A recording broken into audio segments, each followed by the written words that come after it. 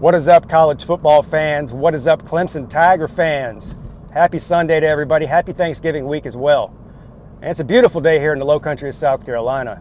It's like 75 degrees and sunny. Every day is a great day to be a Clemson Tiger. And like I always say, every day above ground is a great day as far as I'm concerned.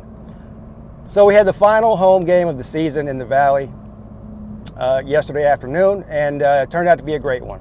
Again, talking about weather was perfect there. Not very often in the upstate of South Carolina you're going to get 75 degrees and sunny in Death Valley. But we got it yesterday. Great turnout. Man, the crowd was rocking. I wish I would have been there, but I was there a couple of weeks ago for Notre Dame. But Clemson right now is finishing out the season the way that we all hoped that they would. Now, they still got one more. They got one more next week, the Palmetto Bowl in Columbia, a night game too. A night game at the Upside Down Cockroach. But that should be a good one, and we have a lot to talk about as far as that game is concerned, and we'll be doing that all week, so pay attention right here on this channel. Anyway, yesterday Clemson comes out on top 31-21, which is about what I thought. I predicted a 10 to 14 point victory for the Tigers. I just thought it was a mismatch in the trenches with Clemson's defensive line against North Carolina's offensive line. Now look, North Carolina's offense is legit. Drake May's legit. That running back Hampton is legit. And they've got some really good weapons on the outside. But in the end, Clemson's defense was just too much to handle. Now, did Clemson play a perfect game? No, they haven't played a perfect game all year. But they played better the past few weeks than they did, for the majority of the season. The fake punt in the first quarter, this is the second week in a row they've done this. I hate to be complaining about a victory, but I don't know what they're thinking. So it's like 4th and 1 in the first quarter. They line up like they're going to go for it, and I'm thinking, okay, they got Moffitt in there. They're going to hand it off to number 7 and try to get the yard. Either that or just try to draw North Carolina off sides. And if they don't, then send the punt team out there and punt it. Well, they line up, then they call a timeout, then they send the punt team back in, and they do a fake, and of course it doesn't work again, second week in a row. And what happens after that? North Carolina immediately scores. So second week in a row, the fake punt failed and led to points the other way. You just can't do that. You can't do that. Now the real turning point in the game, because look, North Carolina, after they scored that, they were about to score again. We all know that the turning point of the game, early in the game, was that play that Nate Wiggins made on the goal line right before that guy was, we're talking about 1 inch now. 1 inch from a touchdown. He strips it out. It fumbles into the end zone for a touchback Clemson ball. That was a 14-point swing. The reason it was a 14-point swing because it was about to be 7 for North Carolina. Clemson then got the ball back and capitalized, went down and got a touchdown. That was the turning point. From then on, Clemson really sort of maintained the momentum throughout the remainder of the game.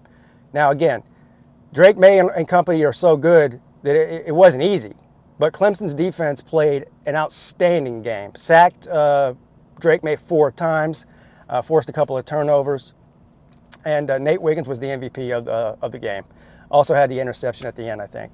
But anyway, offensively, a lot of what I expected, right?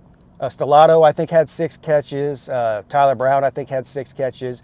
None of them had a crazy amount of yards or anything. Brenning Stoll had another touchdown. They've been using him a lot lately.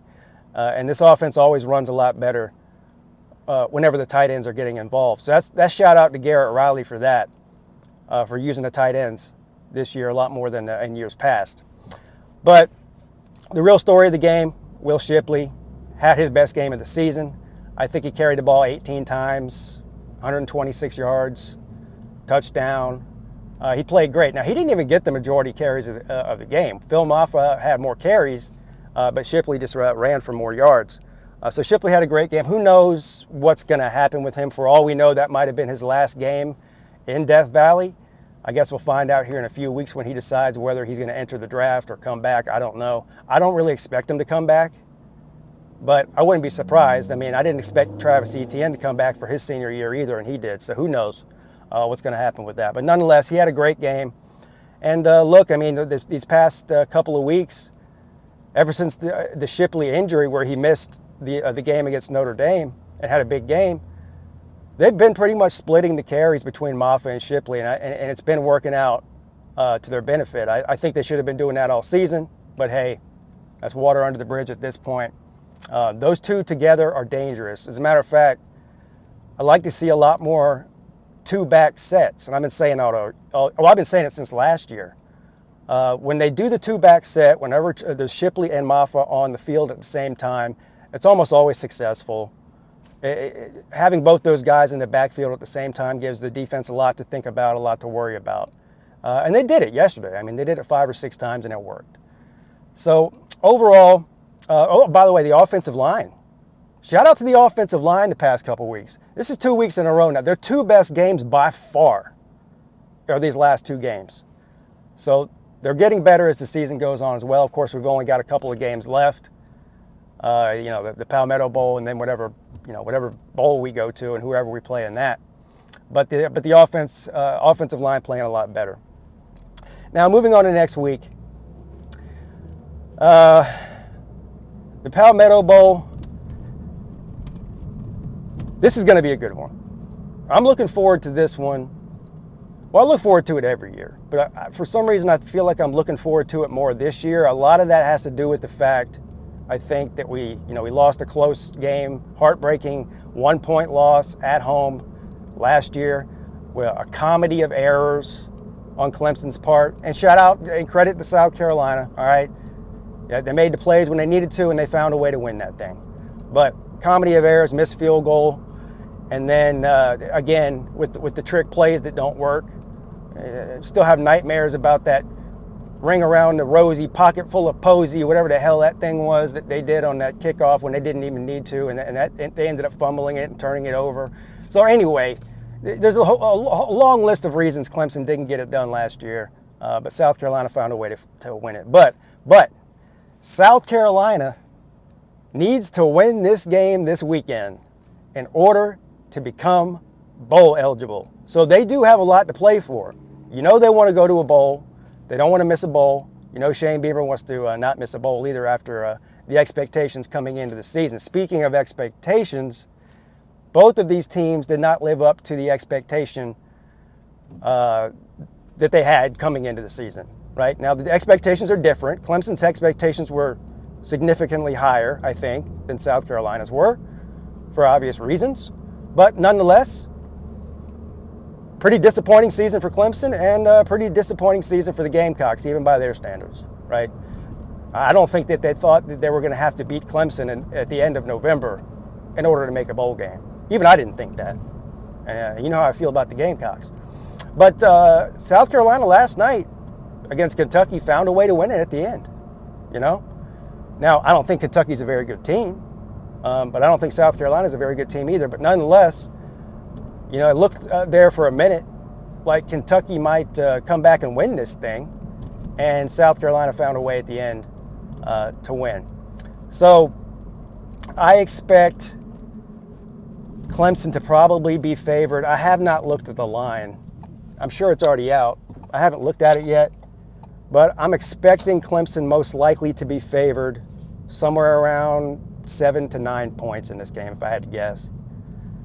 And but again, the old saying, and there's some truth to the saying. When you have these in-state rivalries, these heated rivalries, you can throw the records right out the window. You can throw the point spread right out the window. I think there's some truth to that, but most of the time, I think the better team is going to win the game. Not every time, but most of the time.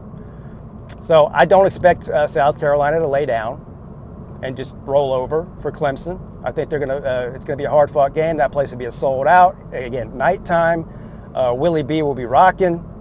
It'll be loud, hostile environment. Probably the most hostile environment that Clemson's played in this season. No, it will be the most hostile environment that Clemson's played in this season, because most of their big games were in Death Valley this year. So, but anyway, I'm looking forward to this weekend. Looking forward to bringing that Palmetto Bowl trophy back to its rightful place in Clemson, South Carolina.